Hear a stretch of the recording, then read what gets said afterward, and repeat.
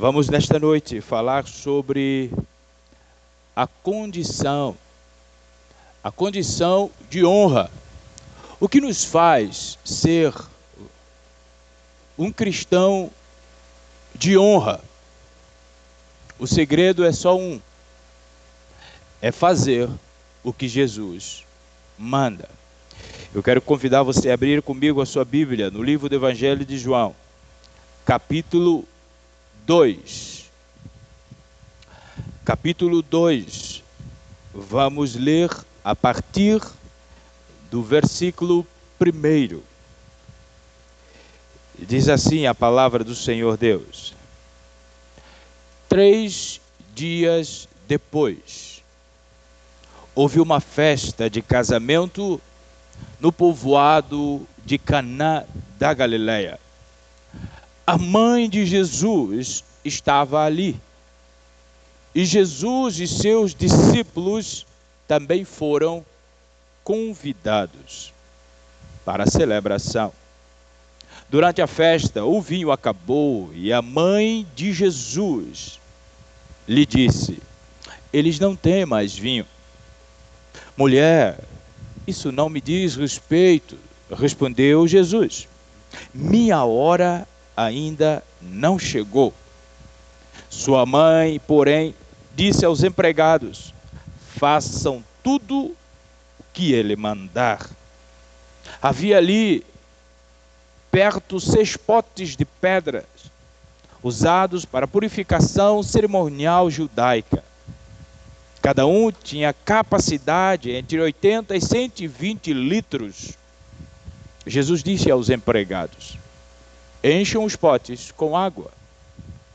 Quando os potes estavam cheios, disse: agora tirem a água e levem ao mestre da cerimônia. Os empregados seguiram as instruções.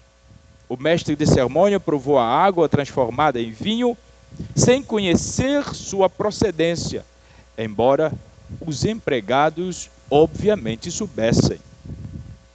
Então, chamou o noivo. O anfitrião sempre serve o melhor vinho primeiro, disse ele. Depois, quando todos já beberam bastante, serve o vinho de menor qualidade.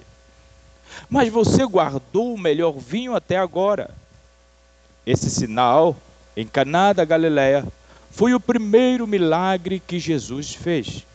Com isso, ele manifestou sua glória e os seus discípulos creram nele. Depois do casamento, foi a Cafarnaum, onde passou alguns dias com sua mãe, seus irmãos e seus discípulos. Senhor, obrigado pela tua palavra. Obrigado pela tua bondade e graça. Obrigado, Senhor, por manifestar a tua glória. Nós queremos que o Senhor fale conosco nesta noite. Queremos sair daqui desafiados a amar mais ao Senhor, a amar mais a tua igreja e a servir o teu reino. Em nome de Jesus nós oramos. Amém. Deus seja louvado. Irmãos, eu não sei se você prestou atenção. Uma das coisas que quando eu leio esse texto normalmente chama a minha atenção é a forma com que o escritor ele faz questão de identificar a Maria, mãe de Jesus. Repara que, contrário do que os romanos buscam com frequência apontar ou trazer algum tipo de destaque a Maria, o texto sagrado, o autor sagrado faz questão de identificar ela como mãe de Jesus e não Jesus como filho da Virgem. Não sei se você pegou, mas tudo bem. Então repara, a grande questão é que a boda de Caná não é um episódio isolado na história do cristianismo, mas é uma parte importantíssima na história do ministério de Jesus Cristo, porque neste preciso relato, nós vemos Jesus sendo revelado a sua natureza, nós vemos a presença do Senhor na celebração comuns, nós vemos a capacidade de Jesus a graça de Jesus, o poder de Jesus para transformar uma situação, uma família, quase que em uma exposição vergonhosa, quiçá nacional. Porque ir no casamento e não ter comida, meu irmão, um negócio fica um pouquinho difícil. Imagina, você, quando é convidado para o casamento, você já está numa expectativa. Vai ter uma feijoada. Embora eu nunca vi um casamento com feijoada, mas deveria ter, dona Ingrid, um casamento com feijoada. Porque é um negócio fantástico. Imagina, você já vai numa expectativa para ter comida, Riá. E chega na festa, cadê comida? Acabou. Fala, meu Deus do céu, nem começou, já acabou. Pois é. A grande verdade é que o Evangelho de João é fantástico. E nós estamos estudando de forma intencional esse Evangelho desde o ano passado. E vamos continuar estudando até o próximo ano, se Deus assim nos der vida e saúde.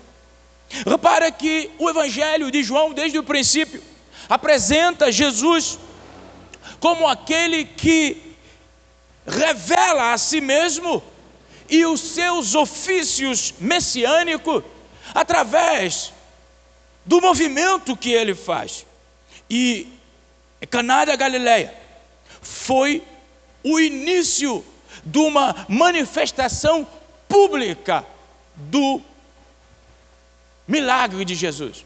Embora nós sabemos que o casamento era reservado, mas reservado para familiares e convidados. Mas nós podemos sim dizer que é o início do ministério público de Jesus. Ainda que eu quero entender que Jesus foi convidado por algum tipo de parentesco com os noivos. Até porque ninguém convida quem não conhece para o seu casamento. Então, mas Jesus foi convidado. Isto é bastante fantástico. E quando nós pegamos aqui o versículo 4 e o versículo 11, nós vamos ver que o milagre teve um propósito efetivo. Jesus não foi para o casamento porque não tinha nada a fazer. Jesus não foi para o casamento porque precisava comer uma comidinha diferente do casamento. Não, ele tinha um propósito, e o propósito de Jesus é manifestar a glória de Deus. É por isso que quando nós convidamos Jesus para as nossas vidas, o propósito dele em nós é manifestar a glória de Deus. É por isso que a vida do verdadeiro discípulo do Senhor é vivida para comunicar a glória de Deus, porque todo o compromisso de Jesus é com a glória de Deus, e o compromisso do cristão precisa ser com a glória de Deus, se de Deus ele é servo. Todos nós sabemos, meus irmãos, que fica difícil. Não é, meu irmão, encher uma jarra com água, uma jarra de pedra exponencial, encher com água e automaticamente transforma em vinho. Parece qualquer coisa de impercebível para nós. Mas Jesus fez isso. Ele transforma a água em vinho. E sabe o que ele pediu para que o milagre acontecesse? Ele só pediu obediência. Ele só pediu aos servos obediência. Percebe os mistérios por trás do milagre de Jesus? É que só houve milagre porque primeiro houve obediência. Por isso a nossa nação, a nossa cidade só terá o milagre que pede se primeiro obedecer. É como cantou o irmão Nani Azevedo: se atentamente obedecer, e foi, mas primeiro é se atentamente obedecer. Jesus pediu e eles obedeceram, e o milagre foi realizado. Da mesma forma, meu irmão, Jesus, ele requer de nós só obediência, para que o nosso ordinário seja transformado em um constante extraordinário. Obediência. Confie que Deus pode fazer o milagre que você e eu desejamos em nossas vidas, na nossa família, mas primeiro nós precisamos obedecer. Não obedecer à nossa conveniência, mas obedecer à estrita orientação do Senhor para as nossas vidas. Sabe, o nosso grande problema é que a gente faz as coisas e depois responsabiliza Deus para o dar certo das coisas que a gente escolheu fazer. Nós tomamos nossas decisões, fazemos nossas escolhas sem pensar ou pedir a Deus a sua orientação. Só que no meio do processo, a gente diz, bom Deus, agora eu já estou no caminho, agora você trata de resolver esse problema para mim.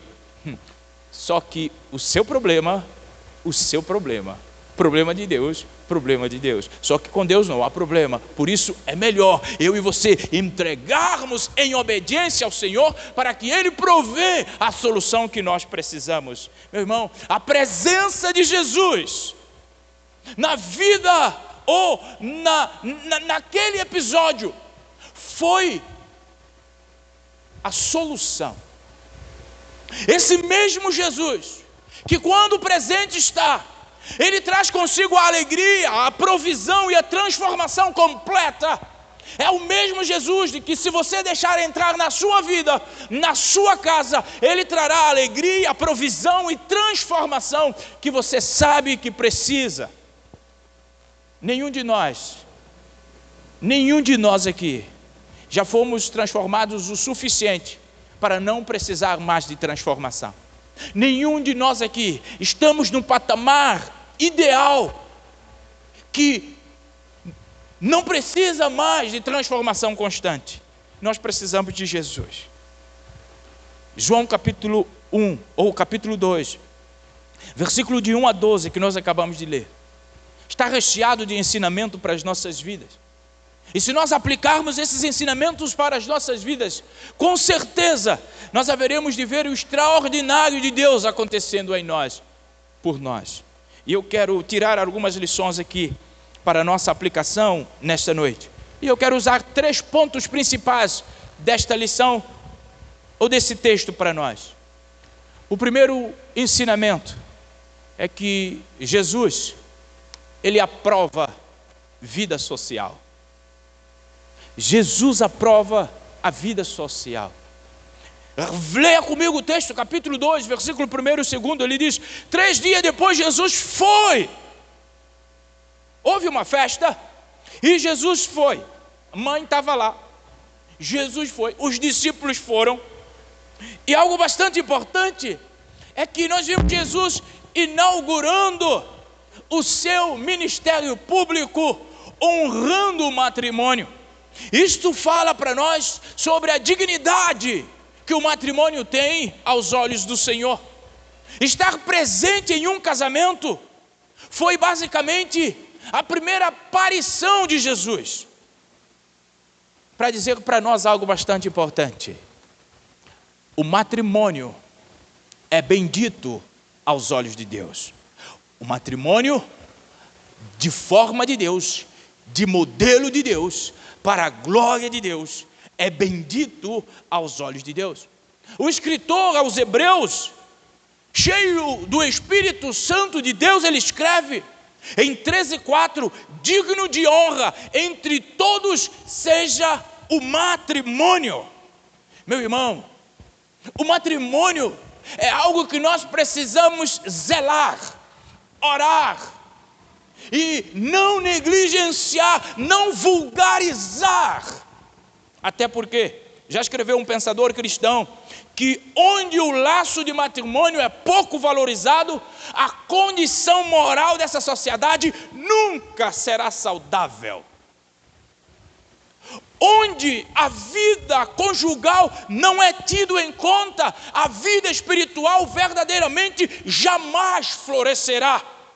Aquele que menospreza o casamento não tem mente de Cristo em si. Achar que, não, casei, pode divorciar amanhã. Não é propósito de Deus para o casamento. E quem pensa dessa forma não tem mente de Cristo na sua vida. Porque o matrimônio é algo que o Senhor tem zelo.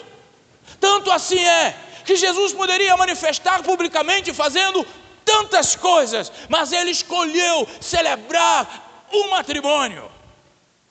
Meu irmão, para que um casamento seja verdadeiramente feliz, ele precisa ser assumido com reverência a Deus, com prudência, com sobriedade e com temor do Senhor no coração.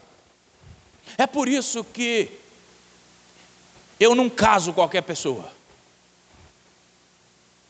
Se não há sobriedade, temor no coração, meu irmão, é você simplesmente menosprezar, desvalorizar uma instituição que o nosso Senhor e Salvador Jesus Cristo honrou na sua primeira manifestação pública.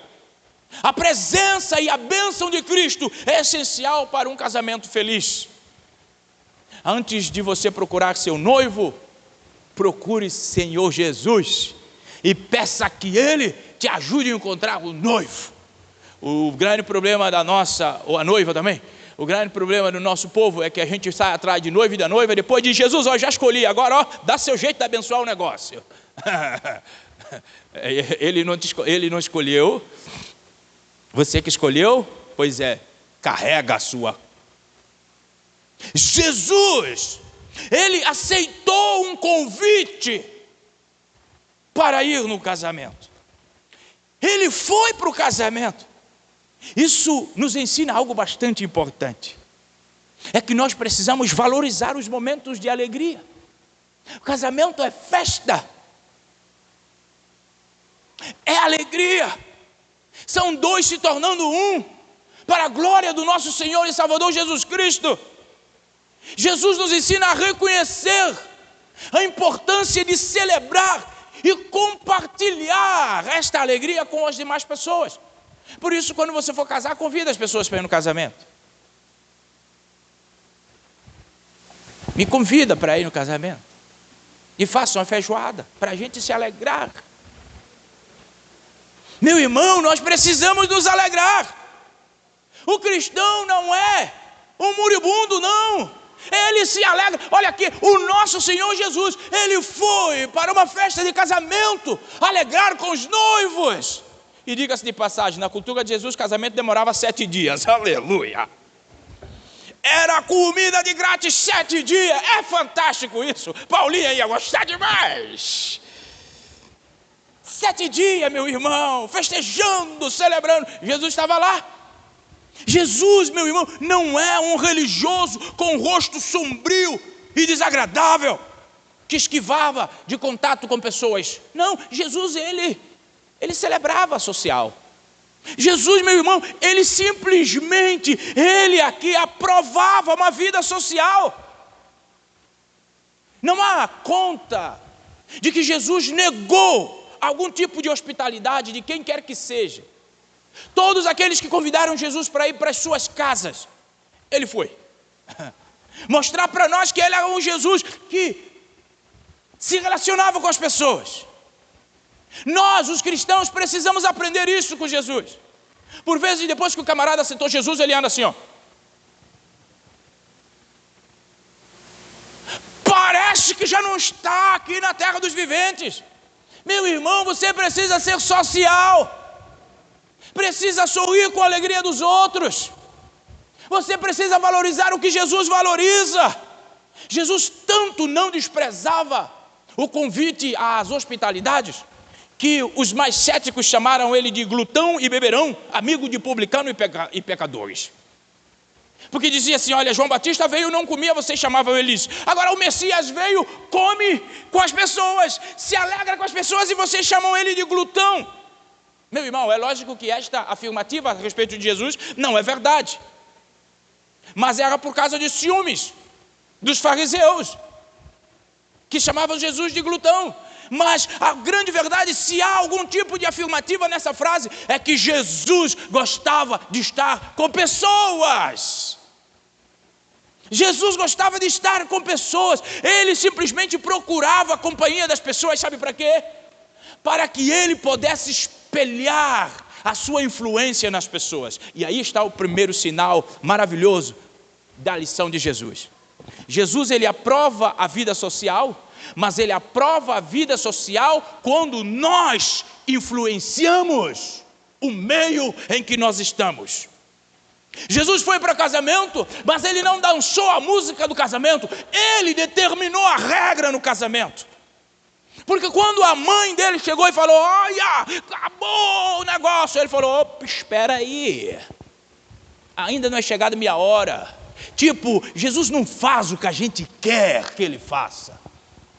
Jesus não é comandado por nós. Nós não damos ordem para Jesus. Ele é o Senhor. E aonde Ele estiver, Ele é o Senhor. E nós, aonde nós estivermos, precisamos influenciar. As pessoas precisam ver que nós somos diferentes. O fato de Jesus aprovar a vida social, Jesus não está dizendo que nós precisamos viver uma vida metida, lambuzada no pecado. Não! Jesus sabia separar o santo do profano, mas Ele estava junto com as pessoas. Jesus conhecia o que era separação, tanto quanto os fariseus. Só que havia uma grande diferença. É que os fariseus se afastavam das pessoas, mas no coração continuavam guardando pecado. Jesus, diferentemente, afastava de pecado, mas vivia no meio das pessoas para que as pessoas fossem salvas por Ele. Meu irmão, é que o nosso interior é que precisa estar separado do pecado.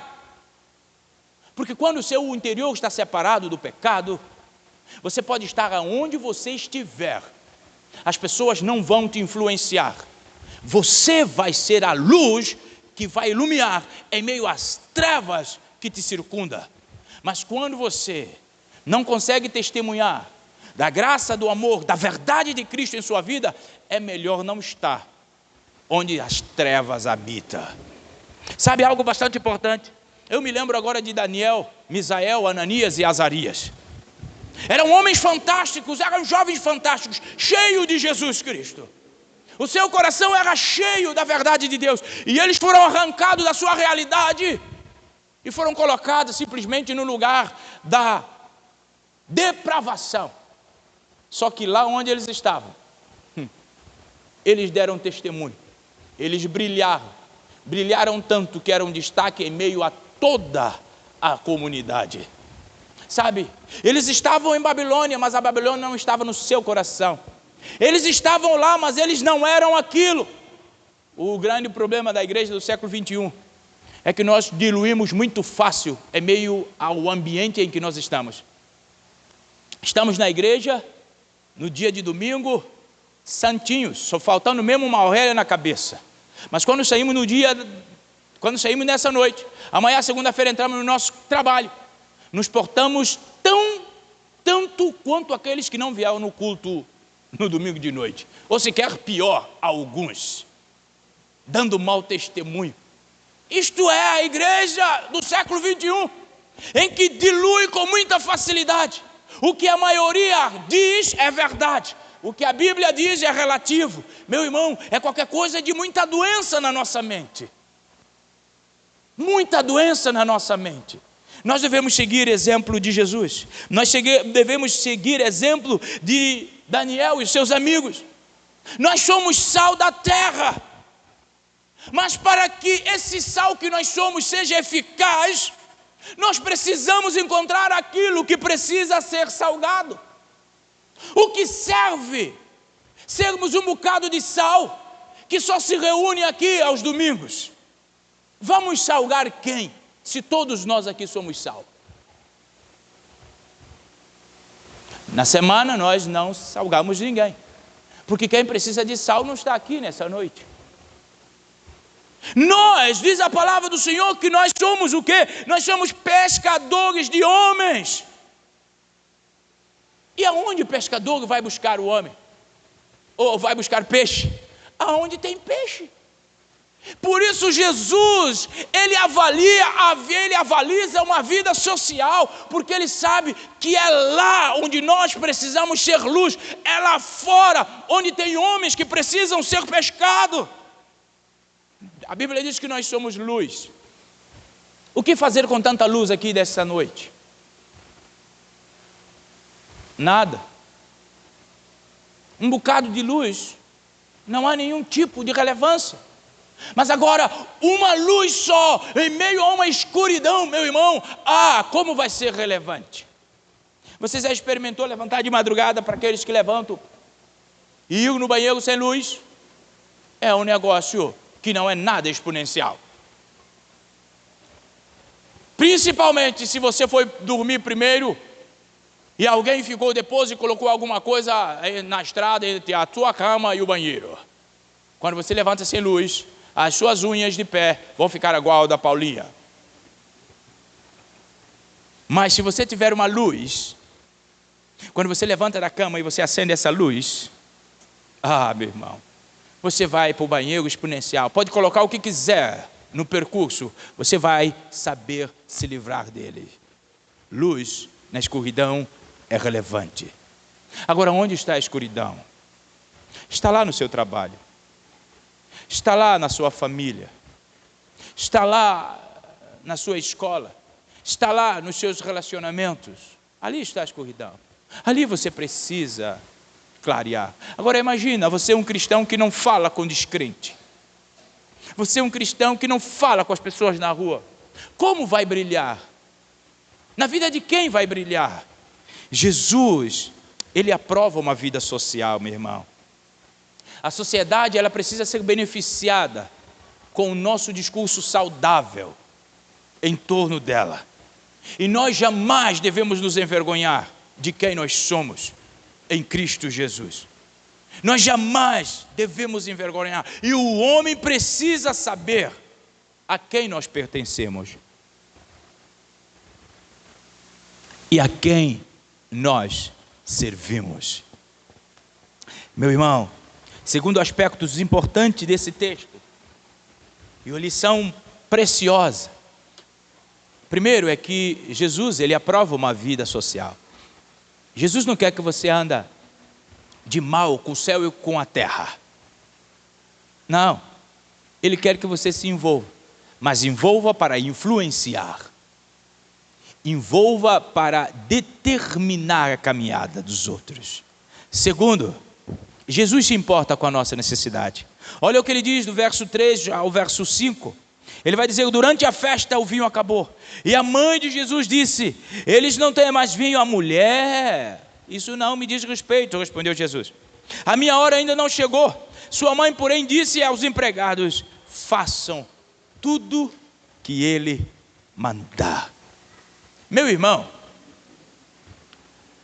é lógico que os noivos prepararam seu casamento, porque o casamento na era de Jesus era bem diferente dos nossos. O rito era mais complexo do que os nossos. É lógico que eles prepararam o casamento e eles sabiam dos visitantes.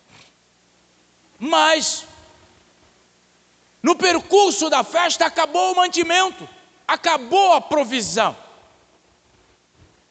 Por quê? Pelo menos 3 razões nós temos para que o mantimento tenha acabado. Primeiro, números inesperados de participantes. Sabe aquela que você convida uma pessoa e ela vai com a família toda? Pois é, esse quesito. Porque você já faz a festa contando: eu convidei Rian. Então o Rian vai comer um prato, mas o Rian leva Ivan, e aí é 2 a mais. Leva mãe e pai, mais 12 a mais. Olha só, dá problema. Falta mesmo mantimento. Mas uma outra razão que pode ter originado a escassez da provisão é o tempo que a festa levava. A festa era 7 dias. Parece funeral na minha terra. Funeral na minha terra é 7 dias. Isto é algo lindo, maravilhoso. A gente chora durante 7 dias. E come também durante 7 dias. Isto é uma coisa boa. Pode ser que seja isso uma outra causa da falta da provisão. Mas também há uma terceira causa que pode ser razão: a condição financeira dos noivos. Pode ser que eles não tinham suficientemente a condição de garantir um banquete durante 7 dias. Seja qual for a razão, o que nós sabemos é que seria uma desonra para esta família as pessoas saírem daquela festa dizendo: que festa marromeno, faltou foi a comida. Hoje no nosso tempo não acontece isso, né? As pessoas vão para as nossas festas, comem à vontade e saem falando muito bem da festa. Qualquer semelhança com o nosso tempo não é mera coincidência, é homem sendo homem natural. O que nós precisamos entender aqui, meu irmão, é que apesar da razão que originou a falta da provisão, o importante foi reconhecer a necessidade e trazer a preocupação a quem pode resolver verdadeiramente. E Maria nos dá uma aula fantástica. A mãe de Jesus, a mãe do Salvador, ela chega percebendo a escassez. E isso que me leva a crer que ela era bem chegada dos familiares, porque só percebe a necessidade da festa quem está organizando a festa. Então isso me leva a crer que ela era bem chegada dos noivos. Ela chega e fala para ele: olha, eles precisam da provisão. Ela traz uma preocupação legítima ao seu filho, demonstrando confiança nele. Maria não traz preocupação a Jesus por falta de opção. Maria traz a preocupação a Jesus pela convicção e confiança que Ele tem poder suficiente para resolver a necessidade do ser humano. Meu irmão, em vez de você continuamente correr atrás dos seus propósitos, quebrando a cabeça, batendo sempre na mesma tecla, meu irmão, entregue nas mãos do Senhor, confie nele, descanse nele e experimente a provisão dele.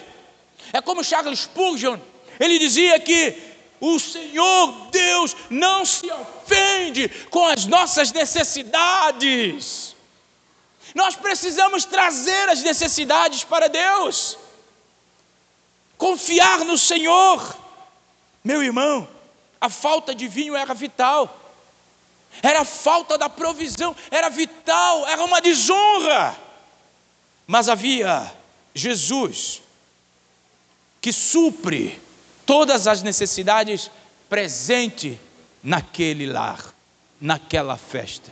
Meu irmão, não queira viver suas festas perdendo Jesus. Ou não permita que nas suas festas você se dá o trabalho de se perder dos olhos de Jesus. Porque quando a calamidade chegar, quando a desonra bater a porta, quando a escassez bater a porta, se Jesus não estiver no barco, você está perdido. Bem perdido. Tão perdido que pode ser que não encontre mais a saída para o retorno.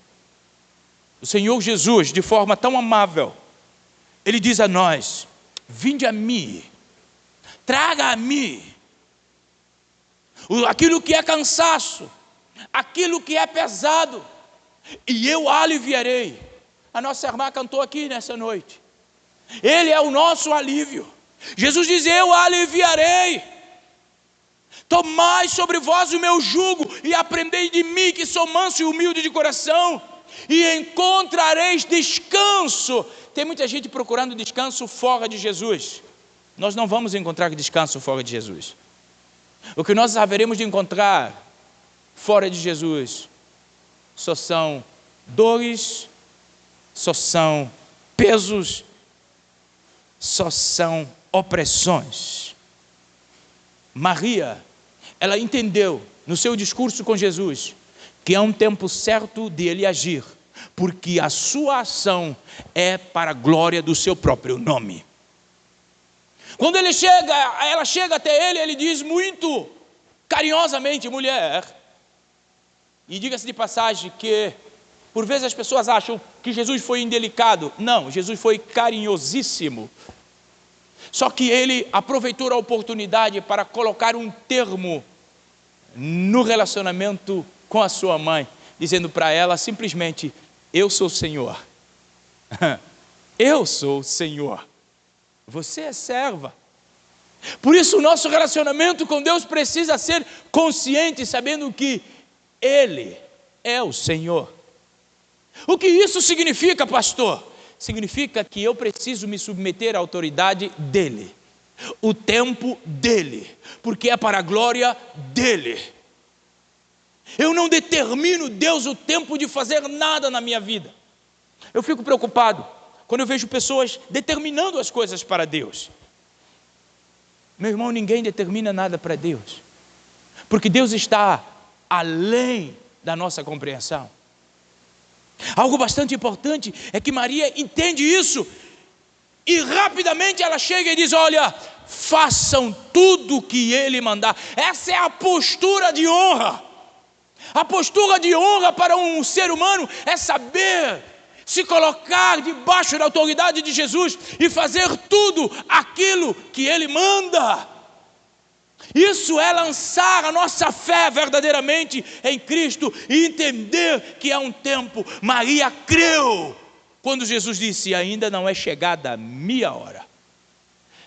Ela usou aquela palavra com uma vivacidade tão grande que ela chega até eles e diz: olha, façam o que Ele mandar. Meu irmão, é confiança. É confiança que nós precisamos ter. Maria deixou nas mãos do Senhor a solução para uma necessidade urgente de uma família, de um povo, de um grupo de pessoas. Nós devemos submeter a Jesus e fazer o que Ele nos manda. É isso que Ele espera de nós. Mas terceiro ponto importante que nós aprendemos aqui nesta passagem é que há benefício no obedecer às instruções de Jesus. Há benefícios em obedecer a Deus. Repara o que o texto diz. Havia 6 potes de pedra que era usado para purificação. Era usado para que o judeu se banhasse, se purificasse, se limpasse. É qualquer coisa como Jesus está dizendo que Ele é, e somente Ele, aquele que pode verdadeiramente nos deixar limpo. Limpo não são as nossas espertezas, é a graça e o poder de Deus. Ele diz que Jesus chegou e pediu que enchesse de água. Eles encheram, e agora Ele disse: pega e leva para o chefe da cerimônia. E eles levaram, e o homem ficou estarecido. Meu irmão, a primeira coisa que nós precisamos entender aqui é que esses servos, eles não estavam entendendo sequer o movimento que Jesus estava fazendo.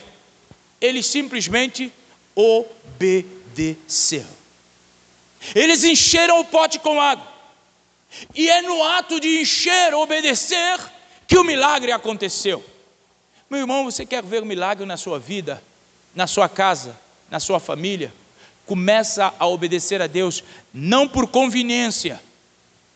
Começa a obedecer ao Senhor com um coração grato, aquebrantado, submetido à sua autoridade.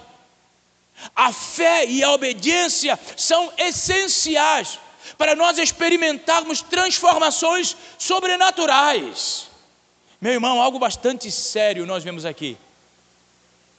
O texto não nos relata que Jesus fez absolutamente nada. Jesus não veio, impôs a mão sobre os barris. Jesus não veio, não orou: Pai, derrama agora vinho nessas águas. Jesus não pediu que tocasse 7 vezes na alça do vaso. Jesus não fez nenhuma manifestação externa para que o milagre acontecesse. Jesus simplesmente desejou que houvesse mudança, e ela ocorreu. Nós não vemos nenhum traçado de Jesus manifestando absolutamente nada. Ele disse: enche a água, pega a água e leva. Meu irmão, isso é o Deus que nós servimos, que não precisa de malabarismo para cumprir o seu propósito. O nosso Deus é Deus que na sua vontade, Ele complementa o seu propósito. Ele não precisa que nós vejamos fisicamente para que realize milagre em nós. Não, bastou a vontade de Jesus e o milagre aconteceu. Mas o milagre aconteceu porque além da sua vontade, Ele encontrou alguém disposto para obedecer. Quando Jesus encontrar eu e você com disposição para obedecer, Ele fará algo extraordinário em nossa vida. Mas enquanto nós queremos viver a nossa vida a partir de nós, para nós mesmos, meu irmão, certo é que vamos continuar vivendo da forma que nós estamos vivendo. O nosso papel é obedecer, não é questionar, não é pedir explicação. Aqueles servos não questionaram Jesus. Por quê? Estão precisando de vinho, você está botando água aqui. Eles não pediram explicação. Não vai levantar a mão não, para o negócio fluir. Não, eles obedeceram. O grande problema da igreja do século 21 é que nós queremos ser inteligentes demais. Queremos entender o que Jesus não está disposto a explicar. E isso faz com que nós vivemos uma vida totalmente irrelevante para o reino de Deus. Basta você entrar na internet, tem gente explicando algo que Jesus nunca explicou. Eu fico preocupado com essas coisas. Gente tendo revelação que Jesus sequer cogitou em participar os seus discípulos. Para dizer que nós somos a espécie mais inteligente do tempo? Não, isso só diz que nós estamos no caminho errado.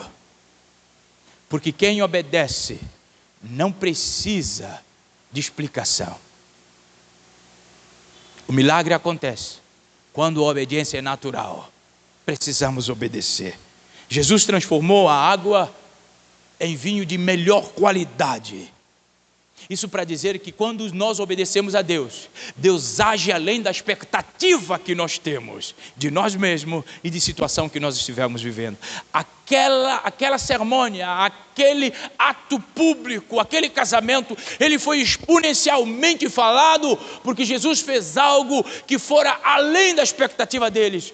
Porque nosso Deus, Ele não é conhecido, Ele não é esgotado pela nossa intelectualidade. O nosso Deus está muito além. Basta eu e você simplesmente obedecer. Meu irmão, qual é o segredo de viver um milagre na parte do Senhor? É obedecê-lo.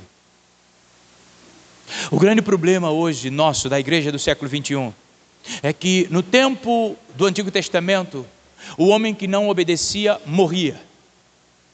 Hoje não acontece isso. O homem que não obedece vive. E até uns que vivem bem, do ponto de vista da realidade dele.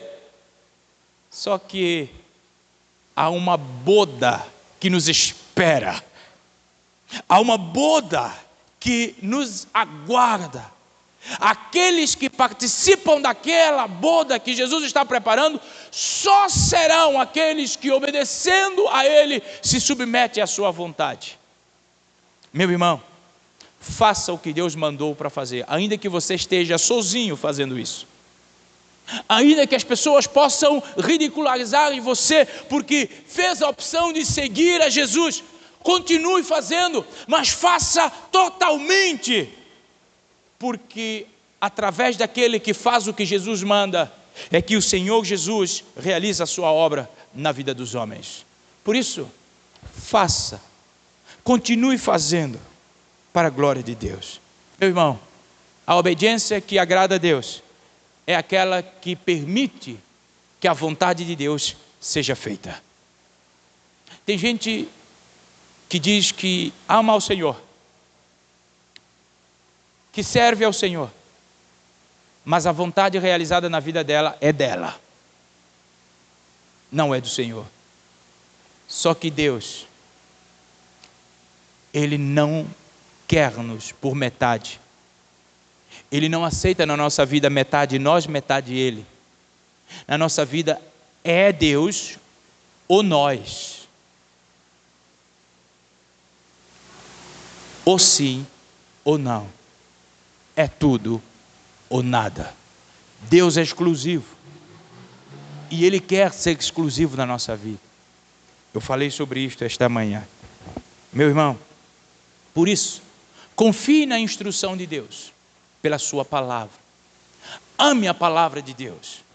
Viva os preceitos da palavra do Senhor. Se alimente da palavra do Senhor. Faça da palavra do Senhor um espelho todos os dias. Pois assim você e eu haveremos de ser pessoas que Deus conta com Ele. A vontade de Cristo, ela é tão efetiva quanto a obra que Ele mesmo executa. Nós vimos, Ele não precisou fazer absolutamente nada para trazer uma nova realidade a uma família. Ele simplesmente quis. E o milagre aconteceu. Se aconteceu em Caná da Galileia, pode acontecer em Iguaí. Se em Iguaí tiver a disposição que ele encontrou em Caná da Galileia. Só depende de você, porque o Deus é o mesmo. Só depende de você, porque Deus é o mesmo. Escreva isso no seu coração. Só depende de mim, porque Deus é o mesmo. E se nós não estamos vivendo, se não estamos vendo, o culpado não é Ele, com certeza. Meu irmão, Jesus tinha 2 propósitos quando realizou o milagre. Primeiro, libertar de uma vergonha tremenda uma família que estava iniciando. Mas Jesus também teve um outro propósito realizando aquele milagre. No verso 11, Jesus simplesmente quis revelar a sua glória e aumentar a fé dos seus discípulos. Olha o que o texto diz: Jesus principiou assim seus sinais, versículo 11, em Caná da Galileia, e manifestou a sua glória, e os seus discípulos crerão nele. Repara aqui que os discípulos já eram dele, já haviam crido nele, por isso eram discípulos dele. Mas aqui a sua fé foi aumentada. Por isso eu e você precisamos orar todos os dias para que o Senhor aumente a nossa fé. Principalmente expostos num mundo como o que nós vivemos hoje. Nós precisamos de fé para dizer não às nossas vontades. Dizer não à corrupção do nosso tempo. Dizer sim à verdade de Deus. Meu irmão, o nosso Deus é o mesmo. A mesma exigência que Ele teve no passado, Ele terá conosco hoje. E depois que nós formos daqui, se Ele não vier ainda, vai ter com a geração futura. Não esqueça, Deus não mudou. As exigências para o céu não mudaram. Que eu e você entendamos quão é feliz crer naquele que realizou o milagre em Caná da Galileia. Mas ele realizou aquele milagre como um prenúncio para um outro milagre que ele haverá de realizar. Apocalipse 19:9 diz: bem-aventurados aqueles que são chamados à ceia da boda, das bodas do Cordeiro. Há uma boda sendo preparada, há uma festa sendo preparada, mas só entrará naquela festa aqueles que foram lavados pelo sangue do Cordeiro. Aqueles que reconhecem o sacrifício de Jesus nas suas vidas e aqueles que submetem ao sacrifício de Jesus, que andem para a glória ou na glória do Senhor. A minha pergunta é: você está preparado? Você está preparado para entrar na boda do Cordeiro? Eventualmente, se Deus te chamasse hoje,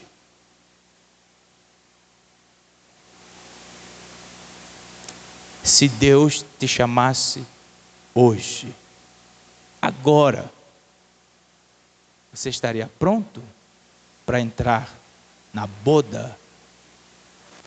Meu irmão, nós precisamos estar prontos.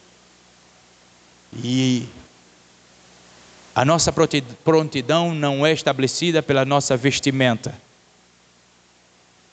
pelo nosso coração e testemunho que nós damos do nosso Senhor e Salvador Jesus Cristo. Baixe sua cabeça e avalie se Ele te chamasse hoje, agora, nesse preciso momento, você entraria? Faça a sua reflexão.